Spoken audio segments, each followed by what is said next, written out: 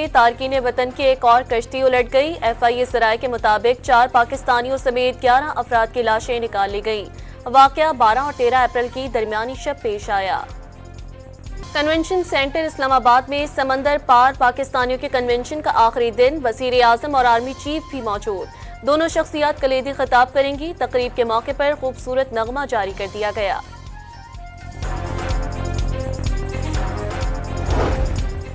अमरीकी वफ्द से मुलाकात के लिए बैरिस्टर गोहर और आमिर डोगर की दावत। PTI ने फिर मौका जाया कर दिया। स्पीकर एयाज सादिक ने तहरीक इंसाफ के शिकवे शिकायतों का जवाब दे दिया।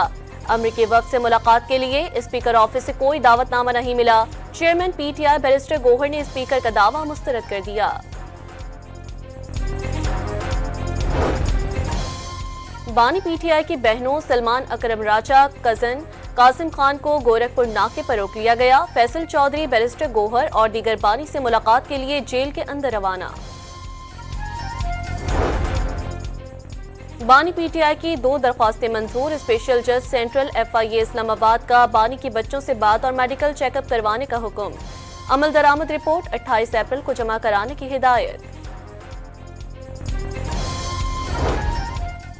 बलोचिस्तान हाई कोर्ट ने महारंग बलोच की गिरफ्तारी के खिलाफ दायर दरख्वास्त मुस्तरद कर दी। अदालत ने 3 MPO के तहत गिरफ्तारी का फैसला सुना दिया।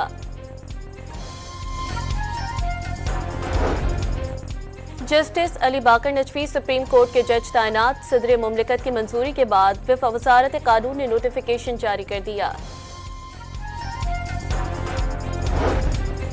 पंजाब हुकूमत की जानिब से कल किसान पैकेज का ऐलान किया जाएगा। ऐसे इक़दाम करेंगे जिनसे आटा महंगा होगा, ना किसानों को नुकसान। वज़ीर आला मरियम नवाज का बयान। ट्रंप टैरिफ के तनाजुर में इक़दाम का आगाज। अमरीका से कॉटन की दरामदात में 30% से जायद इजाफे की तैयारियां। All Pakistan textile mills association ने सेक्रेटरी तिजारत को खत लिख दिया। कराची के इलाके कुरंगी क्रीक में गैस को फजा में फैलने से रोकने के लिए दोबारा महफूज तरीके से आग लगा दी गई। हिफाजती इक़दाम मज़ीद सख्त। फायर ब्रिगेड का अमला भी मौजूद। और भारतीय कबड्डी टीम लाहौर पहुंच गई। सिरसब्स टूर्नामेंट में पाकिस्तान, भारत और ईरान की टीमें हिस्सा लेंगी।